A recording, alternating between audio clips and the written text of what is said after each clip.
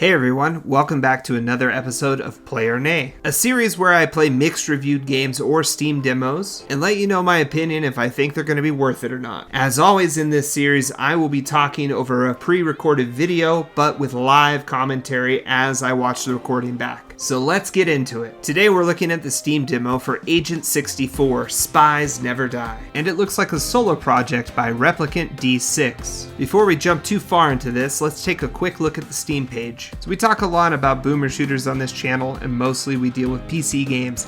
This is the first Nintendo 64 throwback that I've seen on Steam. Agent 64, Nintendo 64, Spies Never Die, obviously a throwback inspired by GoldenEye or maybe even Perfect Dark. And so we're looking through the screenshots here. You know, it's boxy, lots of sharp polygons, very simple textures. It looks like it came right out of Nintendo 64, honestly. And so that's what caught my eye originally here, because I always enjoy seeing games that go for an art style that is clearly trying to mimic something.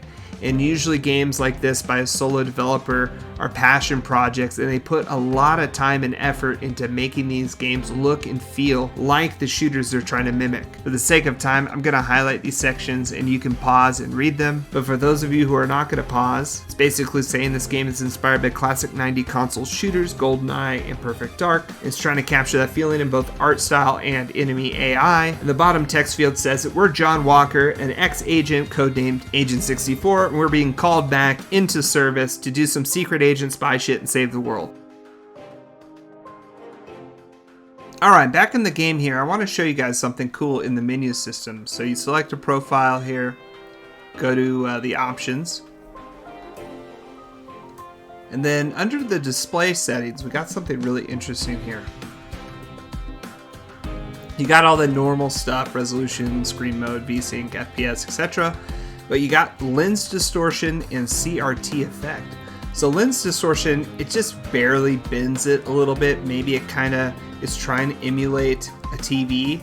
But CRT is what's really cool. If you notice when you click CRT on, all these little horizontal fuzzy lines appear. And so what it does is it kind of gives this effect as if you're playing on an old school CRT TV. So I guess it's pretty cool for people who maybe want to try to simulate a more authentic Nintendo 64 experience. Now I personally kept it off because I thought it would be better for the recording if it was off. But if you're going to check this demo out, you might want to turn it on and see what it's all about. Alright, let's jump into the demo now. So the first mission is Tower Escape. You can pause to read the little blurb here if you'd like. Looks like there's 3 difficulties. There's Agent, Special Agent, and 64 Agent, and they each add a little mission extra here. So we're going to play with the 64 Agent because we want to do all 5 of the objectives. And you'll notice there is a time by my name. It's from a long time ago when I played this demo before I was making videos for YouTube. But it brings up something interesting to talk about, and that is that both GoldenEye and Perfect Dark had speedrunning communities. So maybe it's possible that the developer is hoping that people will speedrun his game. Okay, I've been chatting a lot. Now let's just get right into the gameplay. Ooh, the music even sounds like it came from GoldenEye.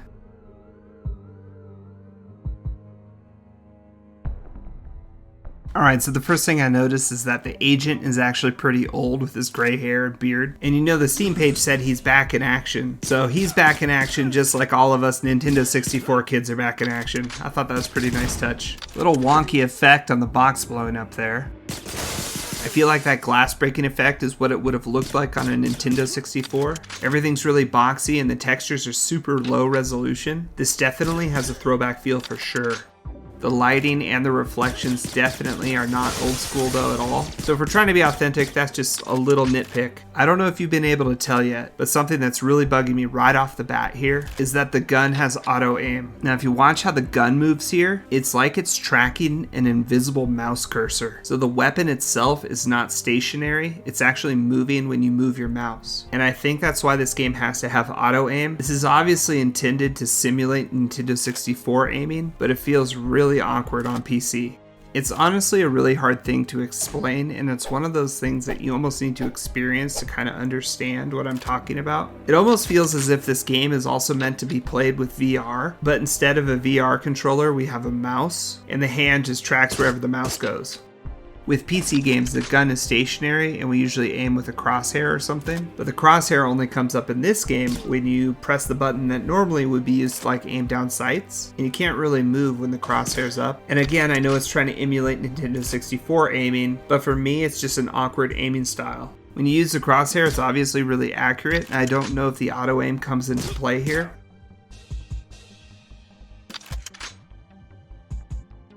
Kind of a funny moment, I blew up the barrel and this other NPC has no idea what just happened. The Steam page said it's trying to mimic 1997 AI, but I feel like AI runs at whatever's making noise. I just feel like that AI should have been alerted by that barrel exploding.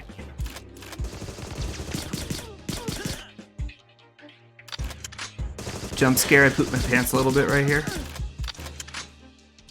Now in a modern shooter, this guy's corpse would have been slumped up against the wall on the other side there. We would never have seen his head poking out. Maybe this would be an unpopular opinion, but I actually kind of like this because we're trying to mimic a 1997 game. And I feel like this detail of this guy's head poking through the wall is fitting, whether intended or not. Watch this next section closely. Pay attention to how the muzzle flash reflects on the gun, and pay attention to the lights on the ceiling as well. With such a great throwback environment we've already established in this game, I feel like the lighting is just doing too much here, and I feel like the developer should go back in time with the lighting and use a technique that would have been used back in the 90s. I mean, the game is fun so far, but honestly this is just a point and click adventure because of the auto aim. So I had to do a little cut here because my son spilled something all over the carpet and I was still recording when I ran away to clean it up. You know, just dad things. Alright, grabbing a little extra ammo.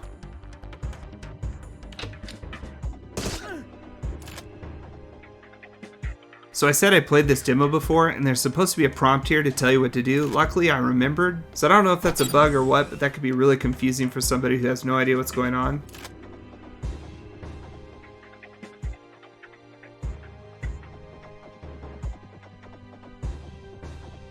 It's been a long time since I played GoldenEye, but I feel like there's a bathroom level in GoldenEye, so maybe a little nod to that here.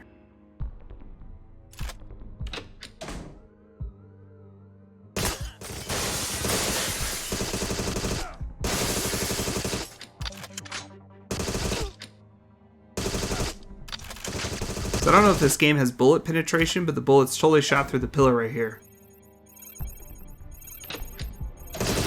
All I have to say is there are a lot of bad guys all going to the bathroom at the exact same time. Okay, or they're defending the bomb. Now again, there's no prompt here. Luckily I knew what to do. So again, just some feedback. They probably should add a little prompt here. I also noticed something super weird, and the doors all shut on their own after they've been open for a little while. And while it's not really a big deal, first off it's kind of creepy, but secondly, when you're trying to navigate bigger levels than this one, having open doors can help you know that you've been there before. So I think the developer needs to fix this kind of weirdness going on with the doors.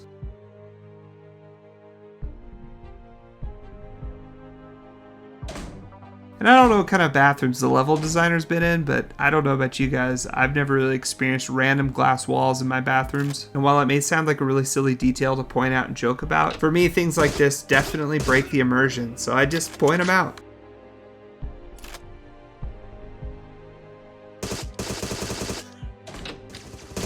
So at this point I noticed the AI just kind of charges the player, so I decided to test that and just hide in this room and see if they'd all come to me. This kind of makes the game really easy, considering there's auto aim and it's a point and click adventure already. With the AI just charging the player and piling up like this, unless you're getting shot in the back by multiple enemies, the player's probably not going to die very much in this game, so the challenge is going to be very minimal. And I have to say it's been a long time since I played GoldenEye 64, but I don't remember GoldenEye being so run and gun as this game is. I know GoldenEye had moments like that, but I also feel like there are a lot of more sneaky moments in that game. So, I don't know. What do you guys think? Let me know in the comments.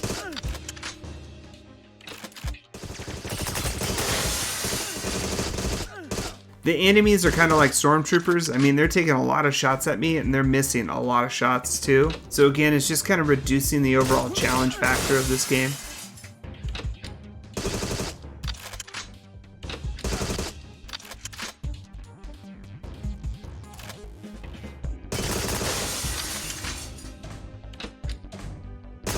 Can't help but chuckle that a bookshelf exploded and turned into this like molten mess.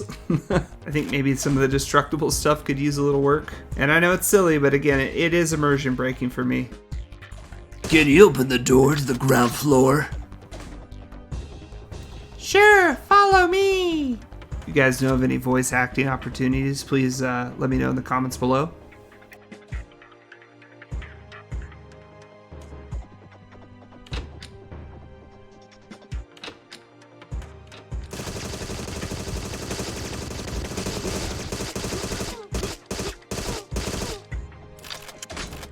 I kind of felt it was funny that the scientist didn't really react to all the bullets being shot and sprayed around him. And again, I know we're trying to mimic the 1990s and maybe AI wasn't quite as complex back then, but I still feel like I've played older games where friendly NPCs would run and hide for cover when bullets were being sprayed around, so that's just something that maybe they could add to add a little bit of life to the game. It's open! Thanks for saving me! Yeah.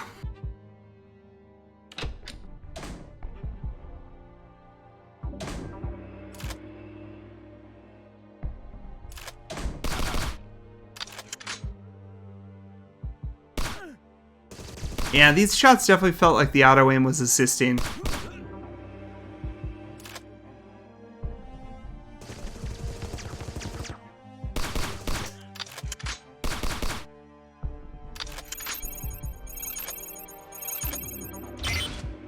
So I missed a bomb somewhere, so I have to go back and defuse it in order to exit the mission. So while I do that, I might as well summarize my thoughts on everything now. Overall, visually, other than some of the more modern lighting effects, I think this game is great. It really feels like a Nintendo 64 game. I do have to say that while the 1997's vibe is being mimicked really well here, I do feel like the AI should be improved a little bit. Even though it's a throwback, I don't think it's a bad thing to make the AI a little bit smarter, because that will only improve the immersion. I really dislike the aiming system in this game, even though I respect what they're trying to go for with the Nintendo 64 feel. In my opinion, it just doesn't translate well to PC and the auto aim's gotta go. I think they should have an option to turn this type of aiming style on if people want to play like this. Otherwise, I think they should have an option to have a standardized FPS aiming system. It would really go a long way to making this game more fun for me.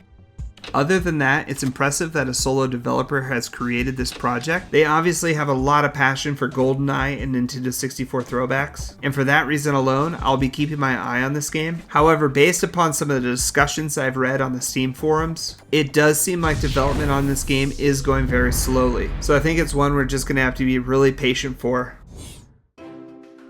Alright guys, I guess that's it. I do have to say this game does get my endorsement and you should play this demo. I will be keeping an eye on this game, and who knows, maybe some of the issues I saw will be addressed, maybe not. Regardless, it was a pretty fun time. Even with the awkward aiming system, I can still appreciate it for what it is. Now, GoldenEye was developed in 1997 and was the third highest grossing Nintendo 64 game of all time. So I'd like to think there's a lot of boomers ready to play a game like that again. So this is a great idea for a game. As always guys, thanks again for watching, and please let me know what you thought about this video in the comments below. Were you a big fan of GoldenEye growing up? I sure as heck was. I would literally almost get in fistfights over my friends using Oddjob and screen peeking me. So let me know if you're excited for Agent 64.